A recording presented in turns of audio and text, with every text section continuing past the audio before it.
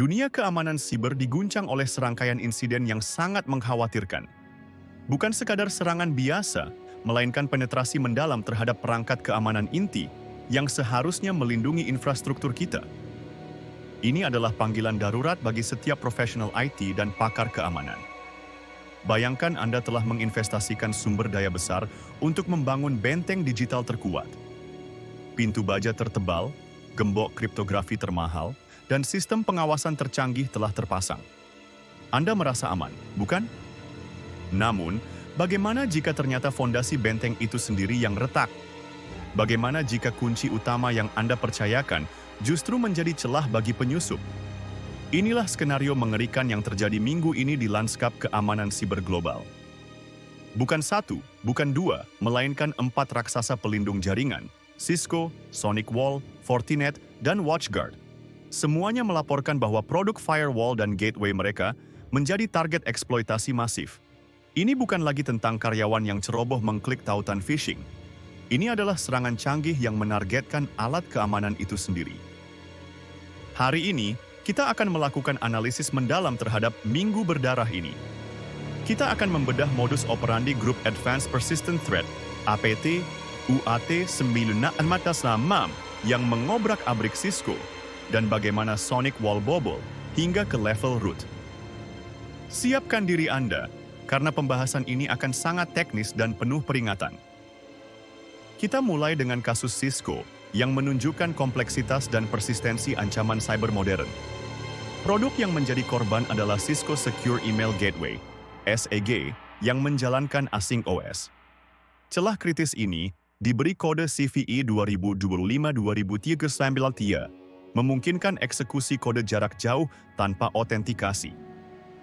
Pelaku di balik eksploitasi ini diidentifikasi sebagai UAT-9, sebuah grup APT dengan koneksi kuat ke entitas negara di Cina. Ini bukan sekadar peretas iseng. Ini adalah operasi spionase siber yang terorganisir dan didanai dengan baik, dengan tujuan jangka panjang untuk pencurian data dan pengintaian. Mereka memiliki kemampuan dan kesabaran untuk melakukan serangan yang sangat terarah. Modus operandi mereka sangat mengkhawatirkan. Setelah berhasil mengeksploitasi CVE 2025-2093, mereka tidak langsung merusak atau mencuri data. Sebaliknya, mereka berkemah di dalam sistem, membangun pijakan yang kokoh dan tersembunyi. Ini adalah taktik umum APT untuk memastikan akses jangka panjang. Mereka menginstal 3 tool utama yang dirancang untuk persistensi dan penyembunyian. Reverse SSH. Ini menciptakan backdoor persisten melalui koneksi SSH terbalik. Artinya, meskipun celah awal ditambal, penyerang tetap memiliki jalur akses rahasia ke perangkat. Ini adalah kunci duplikat yang sangat berbahaya. Chisel. Sebuah tool tunneling. HTTP SOCKS canggih. Chisel digunakan untuk membuat terowongan terenkripsi yang menyamarkan lalu lintas data eksfiltrasi sebagai trafik web normal. Ini mempersulit deteksi oleh sistem pemantauan jaringan tradisional. Aqua Purge. Malware khusus ini dirancang untuk menghapus log file sistem secara selektif.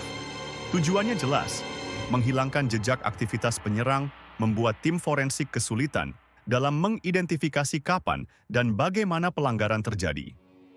No logs, no crime adalah filosofi mereka.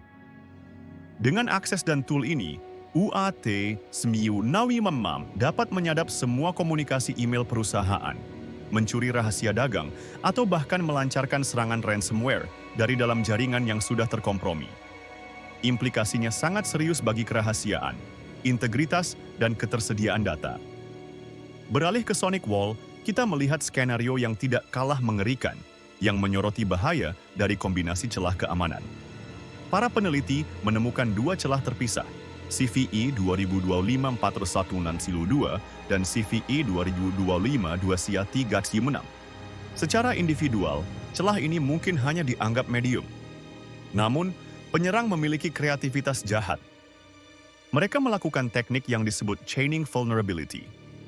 Ini adalah metode di mana beberapa celah keamanan yang tampaknya minor digabungkan secara berurutan untuk menciptakan serangan yang jauh lebih dahsyat. Dalam kasus SonicWall, Kombinasi kedua celah ini menghasilkan serangan combo yang mematikan. Hasilnya adalah Unauthenticated Remote Code Execution, RCE, with root privileges. Mari kita bedah implikasinya secara teknis. Unauthenticated. Ini berarti penyerang tidak memerlukan username atau password yang valid. Mereka tidak perlu menebak kredensial admin atau melakukan brute force. Akses dapat diperoleh langsung dari internet. Remote Code Execution, RCE. Penyerang dapat menjalankan perintah arbitrer pada perangkat dari jarak jauh. Ini memberi mereka kontrol penuh atas fungsi perangkat. Root Privileges. Ini adalah God Mode pada sistem berbasis Unix Linux. Begitu penyerang mendapatkan hak akses root, mereka memiliki kekuasaan tertinggi di perangkat tersebut. Mereka dapat mematikan fungsi keamanan, membuat akun administrator baru, memodifikasi konfigurasi sistem, atau bahkan mengubah firmware perangkat. Ini adalah mimpi buruk bagi administrator jaringan. Perangkat yang seharusnya menjadi benteng pertahanan utama, kini sepenuhnya dikendalikan oleh penyerang.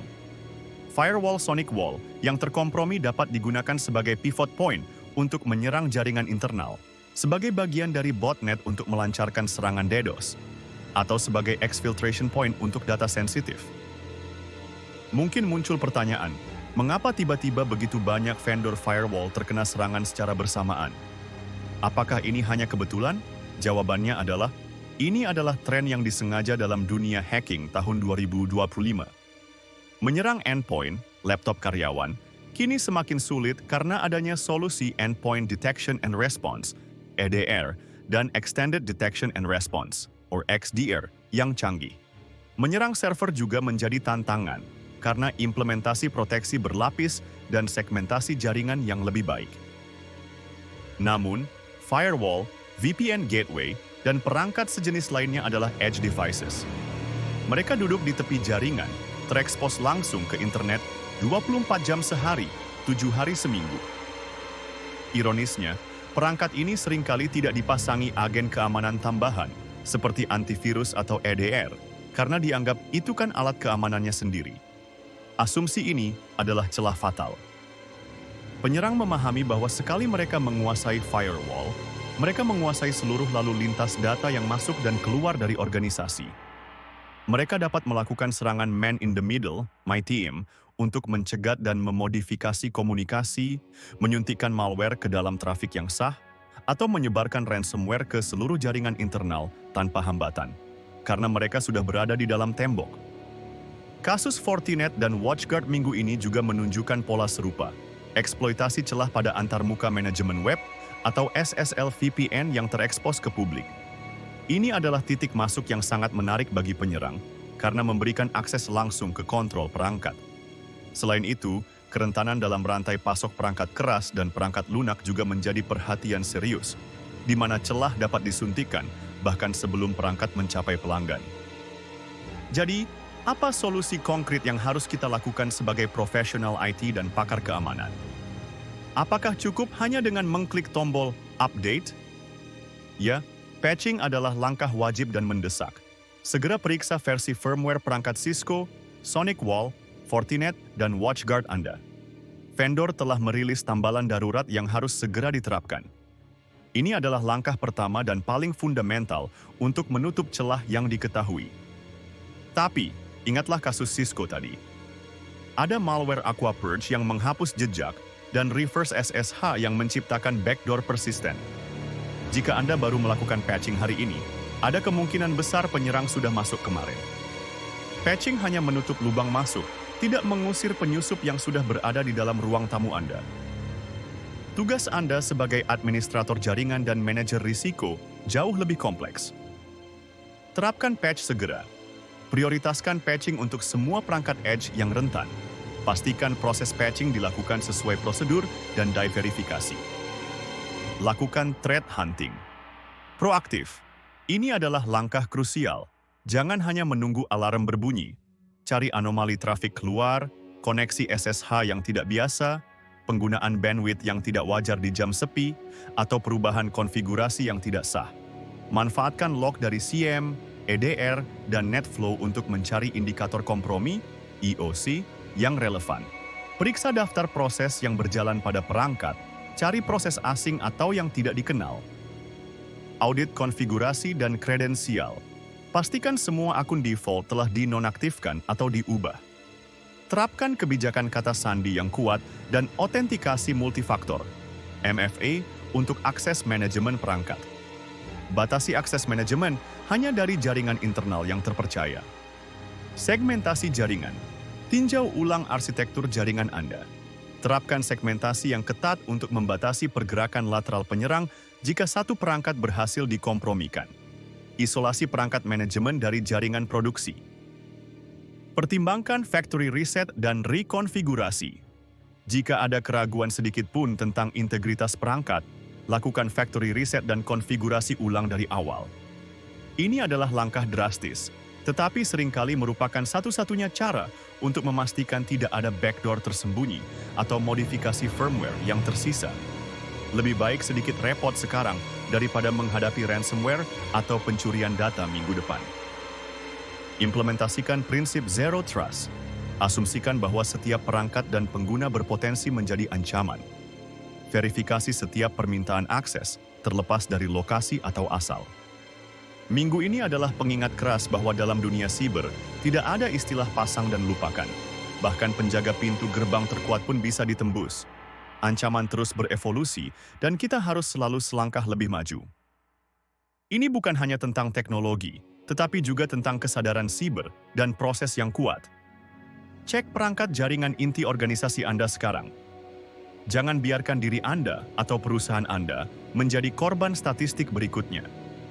Jika Anda menemukan informasi ini bermanfaat dan ingin terus mendapatkan analisis ancaman serta panduan respons yang mendalam, tekan tombol like dan subscribe pada kanal ini. Bagikan video ini kepada rekan-rekan IT Anda yang mungkin belum menyadari urgensi situasi ini. Mari kita tingkatkan keamanan bersama. Stay safe, stay vigilant, and stay paranoid.